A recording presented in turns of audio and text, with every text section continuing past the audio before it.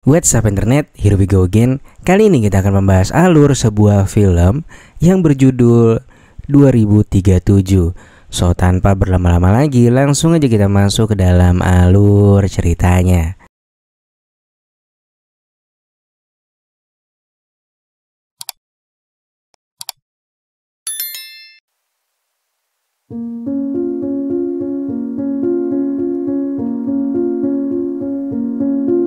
Film akan berfokus pada seorang gadis berusia 19 tahun bernama Yoon Young. Ia tinggal berdua dengan bahagia bersama ibunya yang memiliki keterbatasan. Ibunya tak bisa mendengar dan sulit untuk berbicara, serta juga memiliki penyakit asma yang cukup parah. Terlepas dari segala kekurangan itu, Yoon Young sangat menyayangi ibunya. Ia selalu mengajarinya mengucapkan kalimat sederhana agar ia bisa berkomunikasi dengan orang yang tak bisa mengerti bahasa isyarat. Yoon Young sangat ingin belajar seperti teman-temannya, namun ia harus meninggalkan bangku sekolah untuk bekerja dan menghidupi keluarganya. Dia melakukan itu tanpa sepengetahuan ibunya, yang selama ini hanya berpura-pura pergi ke sekolah. Teman-teman Yoon Young percaya bahwa dia cukup pintar untuk mendaftar menjadi PNS yang sudah dicita-citakannya. Dan sebagai bentuk dukungan, mereka pun memberikan buku materi ujian kepada Yoon Young agar ia bisa berjuang meraih mimpinya. Ibu Yoon Young sendiri bekerja di perusahaan konveksi yang tak begitu besar. Di perusahaan itu terdapat seorang pria baik hati bernama In Gi, dan dia sangat peduli padanya. Bahkan ketika ibu Yoon Young terluka, ia segera membawanya ke rumah sakit untuk berobat. Setidaknya ia sangat baik sampai suatu ketika ia tak sengaja melihat ibunya melihat foto-foto putrinya di ponsel. In Gi yang tak sengaja melihatnya pun memujinya sambil berkata dengan lantang bahwa Yoon Young cantik seperti ibunya. Sambil tertawa, dia pun meminta izin untuk melamar putrinya. Namun keadaan tiba-tiba berubah ketika In Gi malah merendahkan ibunya serta juga menjelekkan putrinya. Ibu Yoon Young pun menamparnya. Pria itu ternyata sudah mengagumi Yoon Young sejak pertama kali dia bertemu di kafe, dan menganggap bahwa Yoon Young adalah gadis nakal karena tak pernah berangkat ke sekolah. Lantas malam itu juga, di saat pria itu tak bisa lagi menahan diri, Yoon Young pun akhirnya menjadi korban dan ia dipusreng secara membabi buta oleh In Gi. Martabatnya seketika runtuh, masa depannya hancur dan dia tak akan pernah bisa melupakan mimpi buruk itu. In Gi mendesak Yoon Young dengan keselamatan ibunya dan memintanya untuk tetap bungkam. Ketika pria itu pergi meninggalkannya begitu saja, Yoon Young pun bangkit dengan amarahnya. Ia meraih sebongkah batu lalu membogem pria itu di saat lengah hingga ia berpulang ke dunia anime. Atas perbuatannya itu, Yoon Young pun didakwa pasal penghilangan nyawa orang lain. Meski dia adalah korban yang sebenarnya, namun kurangnya bukti di TKP menyebabkan dia kesulitan untuk membela diri. Yoon Young juga tak memiliki tanda pengenal siswa yang alhasil dinyatakan sebagai orang dewasa. Sekalipun dapat mengajukan banding, ia tetap harus menjalani hukumannya di tahanan. Pilihan terbaiknya adalah meminta bantuan pada organisasi wanita atau organisasi sosial. Akan tetapi Yoon Young memilih untuk menerima apapun keputusan sidang karena dia tak mau menjadi pusat perhatian publik. Pada akhirnya hakim pun memberikan putusan terakhir di hari persidangan, di mana ia harus menjalani masa hukuman 5 tahun tahanan. Setibanya di rutan, Yoon Young berjumpa dengan narapidana lainnya di dalam kamar sel 12. Dengan latar belakang yang berbeda-beda, sepanjang malam Yoon Young pun menangis. Dia kehilangan nafsu makannya. Wanita paling disegani di kamar 12 pun menyarankannya untuk mengikuti arus dan berbaur bersama. Menjaga kesehatan mental adalah suatu keharusan di sini. Wanita itu bernama Sung Jae. Ia adalah seorang mantan guru yang akan menjalani hukuman jedor pada akhir masa tahanannya. Diketahui Sung Jae bisa berada di sini karena dulu putranya menjadi korban tabrak lari. Dalam keadaan penuh amarah, Sung Jae pun memberikan emot api di rumah pelaku dan 5 orang yang berada di rumah itu pun harus berpulang ke dunia anime. Lalu ada wanita berbaju pink bernama Haewoo yang menjelaskan bahwa setiap tahanan di sini dapat bekerja dan mendapatkan uang. Semakin senior bayarannya semakin besar. Haewoo menyarankannya untuk mencoba semua jenis pekerjaan lalu memutuskan mana yang paling cocok untuknya. Haewoo dulunya adalah seorang penipu, namun sekarang ia berperilaku baik dan juga teladan. Itulah sebabnya ia menggunakan baju berwarna pink. Yunyong akhirnya datang ke bengkel untuk bekerja. Sipir menegaskan bahwa identitasnya saat ini adalah 2037. Itu adalah nama sekaligus jaminan sosialnya selama berada di sini. Malam harinya setelah menuliskan surat untuk ibunya, suasana hati Yunyong mulai membaik dan gadis itu pun dengan cepat bisa beradaptasi. Waktu terus berlalu, ibu Yunyong juga beberapa kali datang membawakan berbagai jenis makanan untuk putrinya. Meski dia berusaha untuk tetap tegar, air matanya tetap mengalir saat bertemu dengan sang putri. 힘들게 여기까지 왜 왔어? 엄마 건강. Keesokan harinya, Yunyong jatuh sakit sebelum akhirnya dibawa ke klinik dokter. Dan hal yang membagongkan pun terungkap, di mana dokter menjelaskan bahwa Yunyong kini tengah tekdung. Yunyong pun syok mendengarnya.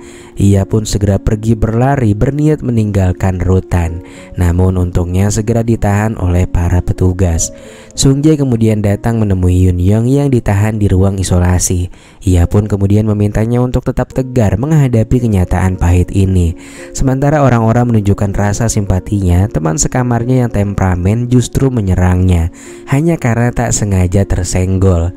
Suasana hati gadis bernama Sarang itu selalu berapi-api dan dia selalu mencoba melampiaskannya kepada siapapun yang punya kesalahan dengannya walau hanya tak disengaja. Setelah apa yang terjadi, Yunyong memutuskan untuk menutupi rahasianya dan menolak kunjungan dari sang ibu.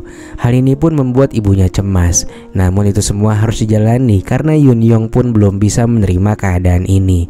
Ditambah lagi keberadaannya yang cantik sekaligus pendiam di rutan itu juga selalu menjadikannya bahan ejekan dari para napi, khususnya dari kamar lain. Yunyong sempat mencoba untuk bundir diri, namun ia tak sanggup melakukannya. Sungjae menyarankannya untuk meminta bantuan dari pers daripada terus menderita. Siapa tahu dia akan mendapatkan opini publik yang akan membantunya meringankan masa tahanannya. Yunyong enggan mengikuti saran Sungjae karena merasa lebih malu jika publik mengetahui keberadaannya saat ini. Yunyong tak sanggup melihat ibunya yang lemah mengetahui penderitaannya saat ini. Sungjae pun memotong. Menurutnya seorang ibu jauh lebih kuat daripada yang dibayangkannya. Haewoo dan yang lainnya juga mengatakan bahwa dirinya tak bersalah dan ia harus bisa membuktikan hal itu. Pers dapat membantunya sehingga persidangannya mungkin bisa diulang kembali. Fakta bahwa Yunyong kini tengah mengandung adalah bukti baru yang cukup kuat. Minimal hakim sedikit berempati dan mengurangi masa tahanannya. Hari demi hari berlalu, pihak polisi untungnya tak tinggal diam. Mereka ikut meringankan beban pekerjaan Yong dan mengirimnya ke tempat yang lebih tenang, juga dekat dengan ruang perawatan. Yunyong mengirimkan surat kepada ibunya dan memintanya untuk menunggu selama kurang lebih 1 tahun. Barulah ia bisa kembali menjenguknya. Beberapa bulan waktu berlalu, sementara Yunyong terus bersikap acuh dengan kehamilannya. Orang-orang dari kamar 12 begitu mengkhawatirkannya. Mereka percaya bahwa Yunyong tak bersalah. Lantas setelah menunggu cukup lama, sidang ulang akhirnya dilaksanakan secara tertutup. Yunyong memberikan pernyataan terakhir bahwa dia adalah korban. Dia harus melakukan hal itu kepada Ingi hanya untuk membela diri. Dia mengungkapkan segalanya, namun dia tak meminta siapapun untuk mempercayainya dan akan mematuhi setiap keputusan hakim. Pada akhirnya hakim pun tetap memutuskan Yunyong bersalah. Namun ada cukup alasan untuk mempertimbangkan situasi dan hukumannya yang dipersingkat menjadi hanya 1 tahun penahanan. Dari waktu ke waktu gadis itu terlihat seperti mulai menerima keadaannya. Perubahan lain ditunjukkan oleh Sarang yang mulai bisa mengendalikan amarahnya. Sungjae pernah mendengar cerita bahwa Yunyong ingin menjadi pegawai negeri dan ternyata masih ada harapan untuk menggapainya. Karena untuk napi yang ditahan kurang dari 2 tahun ternyata masih boleh mengikuti ujian pegawai pemerintahan. Tanpa sepengetahuan Yunyong, rekan-rekan dari kamar 12 juga menyiapkan sesuatu untuk menyambut kedatangan si kecil. Bahkan mereka juga telah menyiapkan beberapa saran nama untuknya. Sipir yang kala itu tengah memeriksa satu persatu kamar pun ikut mendukung rencana mereka. Sampai akhirnya mereka menemukan nama yang tepat, yaitu Bonnie, yang memiliki arti sebagai pelindung. Hingga suatu ketika Yunyong merasakan sakit yang begitu hebat. Namun kala itu ia justru mengkonsumsi banyak obat-obatan pereda sakit. Dari sinilah semua tersadar bahwa Yunyong sebenarnya menerima keberadaan si kecil. Ia ingin si kecil tetap hidup. Namun karena tak kuat menanggung malu yang telah diperbuatnya karena telah menghilangkan Ingi ke dunia anime, ia berniat untuk lock out dari dunia. Selain mengupayakan persalinannya, tim medis juga dikerahkan untuk mengupayakan keselamatan Yunyong yang saat ini masih mengalami koma. Beberapa hari berlalu, mereka menemukan surat yang ditujukan untuk masing-masing teman sekamarnya yang sudah menemaninya baik suka maupun duka.